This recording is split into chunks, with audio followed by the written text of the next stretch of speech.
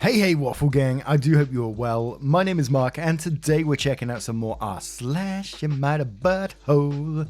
And if you love a Reddit story, why not consider hitting that like, subscribe, maybe that notification bell, and let's crack on with today's stories.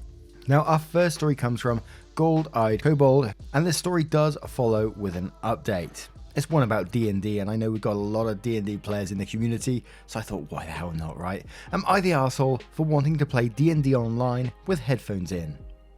My 34 female, partner 34 male, of 15 years is blaming me for his ongoing depression because I play D&D online with headphones in. I've played D&D for years, one casual homebrew campaign and one recent Curse of Strahd campaign. Apologies if I got that wrong, I did look it up. My partner always said he wants lots of kids, and last year our first son was born. I stopped playing until I wasn't breastfeeding anymore, then attempted to return to the homebrew game, one Saturday a fortnight. While I was pregnant, he suddenly demanded to meet everyone I was playing with and see where we were playing. When I tried to return after giving birth, he resented me going to the game, would often try to delay me going and would sometimes call and interrupt the game for minor issues. On the Saturdays I did not play, I was in charge of the baby's care and bedtime while he had drinks and games with his friends. The Strahd game started after baby was born and initially was played in our home, but became impossible for me to concentrate on the game with the baby around, so we moved to playing at a different house. He was still seemed to delay me to leaving on time, I think, and would interrupt the game, even if the baby was with a sitter. With COVID, I've been playing online, in a different room with my headphones in. Usually I arrange for the grandparents to have the baby because otherwise I still find myself interrupted too much to focus on the game, max 5 hours. 2 weeks ago, the game was cancelled, but the group still chatted. I had headphones and my partner kept trying to interrupt and ask me things, which split my focus, so I was getting annoyed. Afterwards we talked about it, and he said he doesn't like the headphones because it excludes him. It's making him chronically depressed, and there's no point in him getting therapy for the depression if I'm going to keep doing the thing that causes it, which is isolating myself and putting in headphones to play D&D. The following week I tried without headphones, but it's so hard for me to focus on the game, especially around him and baby, that I was brought to tears and we only played for 2 hours, but he was still unhappy about it. He says I need to adjust my standards about how I play, but I want to be able to focus and immerse properly in the game. I've already changed the hours that I play and tried without headphones, but it doesn't work. At the same time, he's been increasingly concerned about IT security, so I currently can't use my laptop. He reset my iPad and phone multiple times, and he wants me to get a new phone number. I've also at his request reduced my work hours so I'm more available for baby, even though I had full-time work and he is technically unemployed but trading crypto. I changed what I can change for him, but I don't want to give up D&D or play in a less engaged way because I enjoy it so much and lean on it for my mental health. I want him to get therapy, but have I been the a-hole? Now, I don't think you're an asshole in the slightest in this one to me. The fact that he's blaming your social time for his chronic depression, and there's no point in therapy because you're causing it and you're going to keep doing something that's causing it. Holy moly, not the asshole to me. And it's not like he wasn't getting his own time, as you said, on the Saturdays you don't play, he had drinks and games with his friends, and I'm sure you wasn't doing the same to him, and it almost feels like he, in some ways, and it may be overstepping here, like he's trying to isolate you from your friends, especially when he's trying to reduce your work hours as well. And before we get into the update, we'll start off with Smiley Starfish, who quotes a large section and says, "Girl, what the fuck, not the arsehole. There's nothing wrong with having a hobby and socializing with your friends. It's especially important now you have a child that you take some time for yourself. Since he's unemployed, he has plenty of time to look after his own child. He needs to get therapy, although maybe you would benefit from couples therapy too. This is not healthy relationship behavior. It looks like he's trying to cut you off from friends. I don't want to do this, but red flags." Jacano5 says your husband needs therapy. These requests are unreasonable. He gets to have private time with his friends, but you don't. He's refusing therapy because he doesn't want his therapist to help him actually deal with his attachment issues. He'd rather you just appease him. On top of that, he's being very controlling with your technology. That's a massive red flag. Either he's up to something illegal or he's installing spyware to track you and listen in. or he's just extremely paranoid with high anxiety, which he needs help for. I don't want to say these are abuser red flags, but he is controlling, especially about electronics, and he's isolating you from your friends. I'd start locking the door in addition to putting in headphones, then offer to stop locking it if he gets therapy. Not the arsehole. Darren Isa says not the arsehole, he's isolating you. It's abusive, he's abusive. You need to get yourself to a safe place away from him. Rulamitten5902 says, dude, at no point at all were you the arsehole. That all seems like something he should be talking to his therapist about instead of trying to blame his depression on you playing D&D. That was a wild ride from start to finish, and at no point were you the arsehole. He is a major arsehole in this situation though. Yikes. Firefur Fox says his depression comes from him, not you having a life outside of him. He just sounds jealous of you playing, maybe excluded, but that's a him problem, not anything to do with you. Not the arsehole, start to finish. Sincerely, someone living with depression. And one more from the One Fallen Angel who says, OP run, this is abusive behavior. It's manipulative, abusive and gaslighting. He's trying to control you and this is not okay. The constant interrupting for tiny things is bad enough, but the messing with your electronics and demanding you reduce your work hours is the biggest red flag here. Take your child and run. Do not walk, run. Also, not the arsehole. So let's move on to the update to see what that says. Update. Hi folks, just wanted to offer you all a little update since so many of you offered the perspective on reality to get myself and my kid into a better place. So I gave my ex the ultimatum that either he and or we get therapy or we separate, and he chose no therapy because therapists always take one person's side. So I forced the separation. He moved out 6 weeks ago and I've been in my new home for a month and it feels like a fog has lifted. Life is basically better in every way. The more time I spend away from him, the better I feel. I'm back up to almost full-time hours, which suits me well with a toddler. I have significantly more freedom and I'm going to make our home beautiful for the two of us. Since the separation, some of the highlights of his behavior include not packing anything at all with almost a month's notice until the last 4 hours before he had to leave. When he came to visit our kid at my home, he already knew where I would be living. He wanted me to look up the closest train station, the bus route and the direction for him instead of figuring that out on the 3-hour trip himself. Walked into my home like he owned the place, lay on my bed to pat the cat, raided my pantry, said he was going to take my remaining tea because I don't drink it and he does. I said no, it's for guests, and after our child was in bed, offered to cook everyone, himself, myself and my 3 friends serving as guardians, dinner out of my freezer, and still packed kitchen. I found a journal of his while I was packing his things. Turns out he did think I was having an affair at D&D. His reasoning was that I was always happy after a game, and he'd noticed changes in my appearance and behaviour, which for the record he had requested I do a few weeks earlier. Also turns out his version of enough sex in a day is 3 to 5 encounters. He paid a junkie down the street for a blowjob when I was pregnant. He seems to have felt bad about that. At various points in our conversations, he's blamed me for trying too hard in the relationship, for misinterpreting his actions and words, even direct quotes, for not booking a therapist for him, and for not assuming the best of him anymore. The kiddo is doing great though. She hasn't actually noticed his absence at all and is having the best time in the new house. I'm also going to turn the dining room into a Dungeons and Dragons and dining room because I can. So thank you. I know a lot of you read these things just for entertainment, but seriously, thank you. And it's like a lot of these updates that we get, you know, it takes something negative that really turns into a positive for that person in the end. And we see it a lot of times, you know, the fog has been lifted. I see that quote many, many times in these stories. And what do we think of the Dungeons, Dragons and dining room? I think that's an amazing idea. And for you to turn your place into what you want is absolutely fantastic. The cheek of that guy to come into your place and think it's still his own.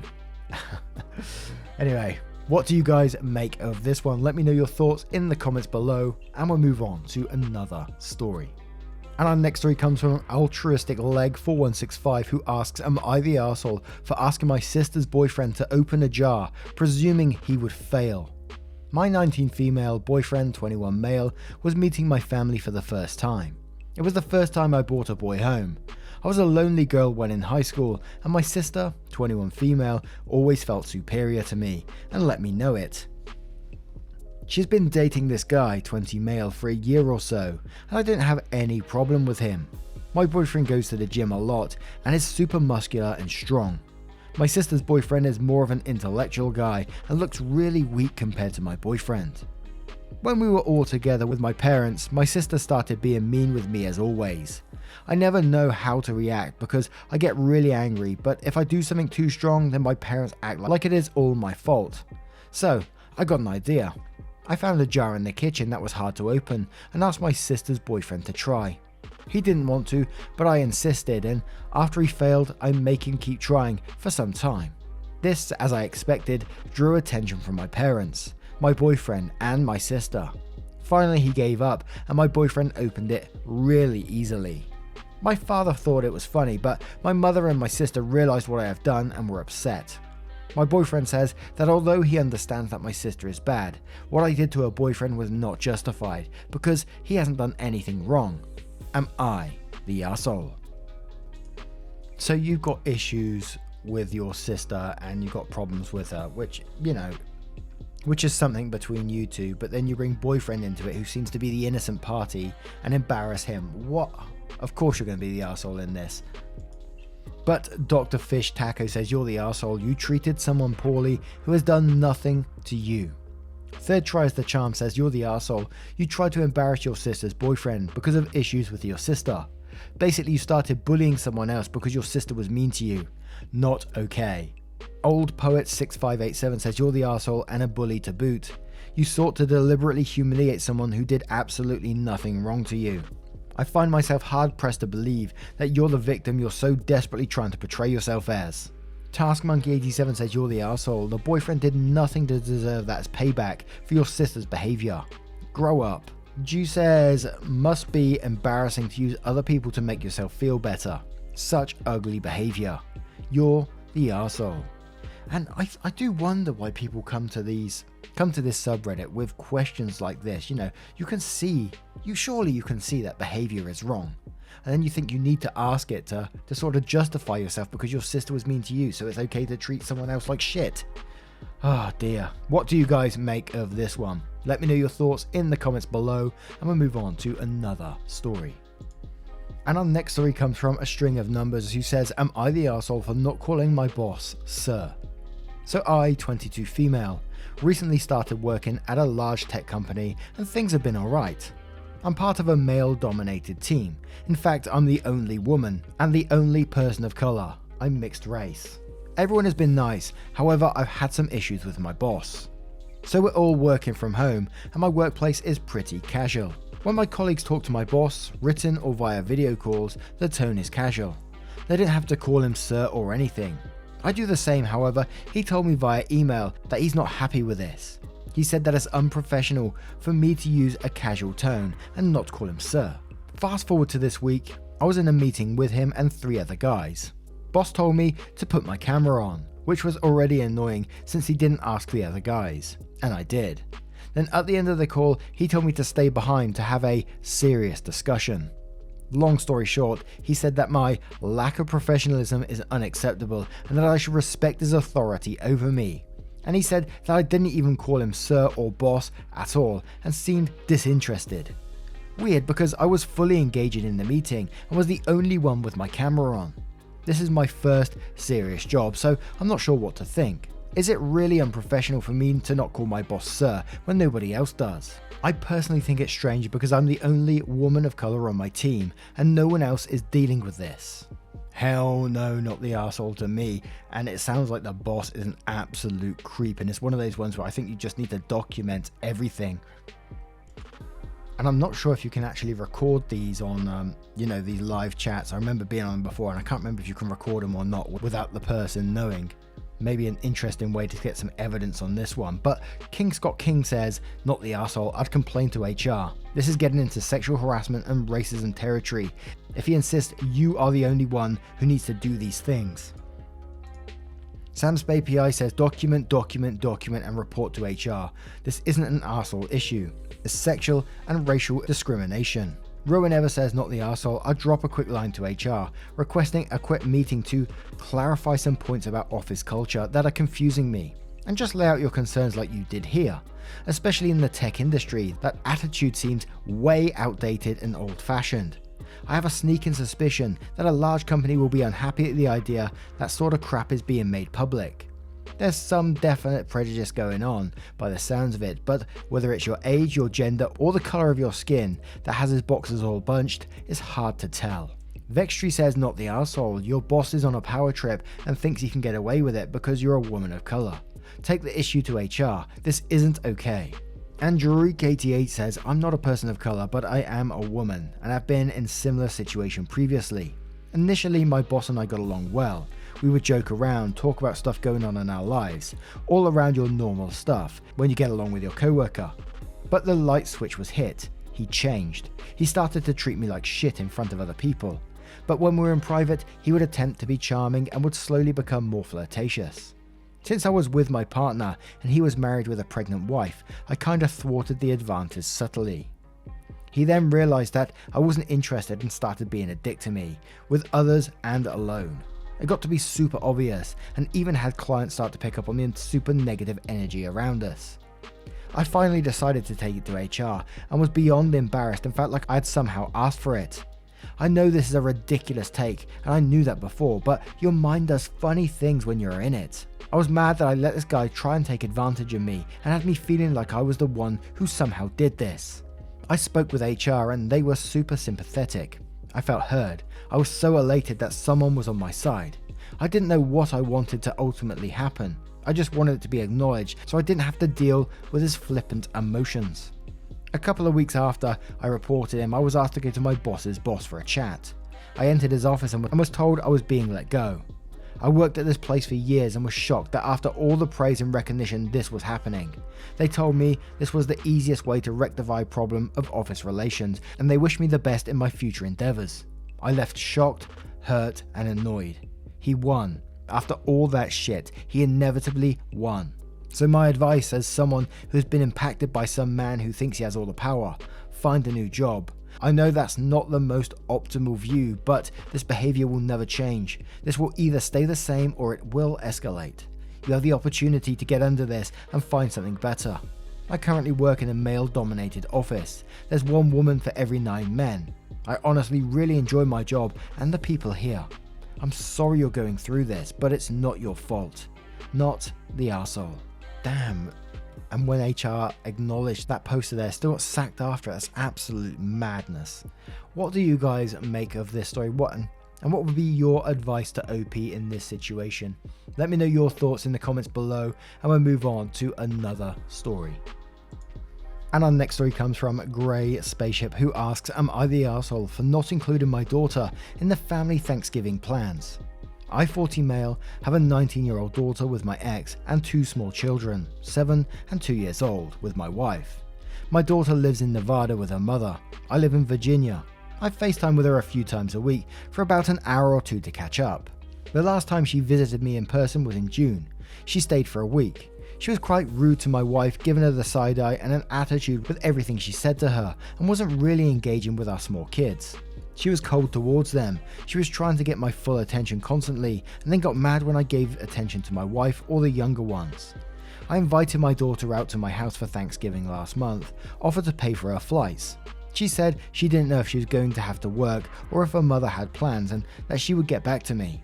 I asked her again last week and she still didn't know what was going on, so I didn't buy her plane tickets. She would have came out last night and stayed till Sunday night. Yesterday I took my 7-year-old to the mall and then ice skating. I posted his pics on social media because I thought they were cute and my daughter saw them. She got jealous and commented, I guess being your firstborn doesn't mean anything to you because you go and do these things with your other kids and leave me out of everything again.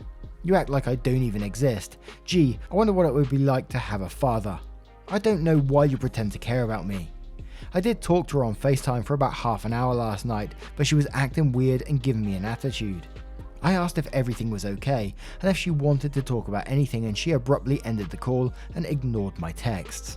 The 7 and 2-year-old live with me. She does not. I'm going to be more active in their lives because I see them every day and do things with them all the time. I offered to move her out here and she doesn't want to because she hates my wife for some reason and she is jealous of the younger ones. She wants it to be all about her and my attention constantly on her.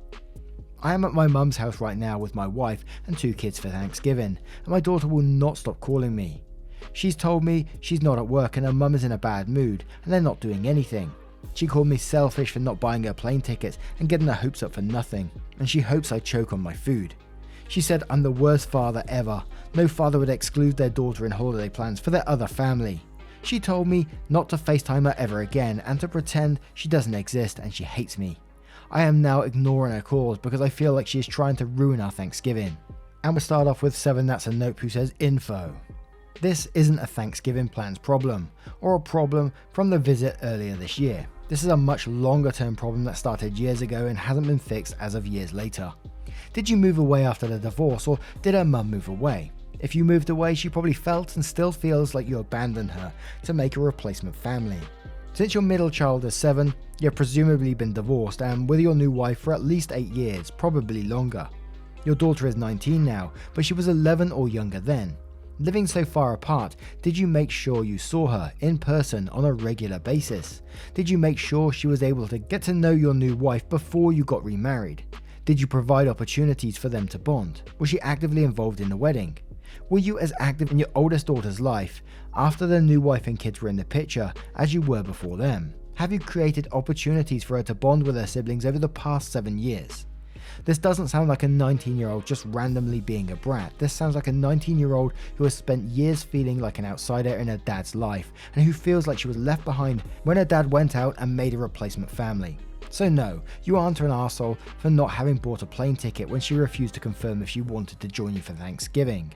But whether or not you created the underlying problems that caused this, or if she's just being a brat, is unknown. ETA, updating my vote since a lack of any answers over the 5+ hours since posting is an answer.